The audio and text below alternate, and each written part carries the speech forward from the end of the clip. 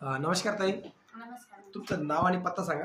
माझं नाव अर्चना इवरकर आणि मी न्यू अहमदनगरमध्ये राहते. छत्रपती संभाजीनगर आहे ना? छत्रपती संभाजीनगर. हां. तर तुमच्या हातामध्ये जे वुमेन केअरची बॉटल आहे, हां. धन्वंतरीचं जे न्यूट्राल्स आहे, तर तुम्ही वापरलंय का? हो, मी मागच्या 3 महिन्यापासून वापरते. 3 महिन्यापासून वापरताय. तर तुम्हाला काय फायदा झाला बरं याचा?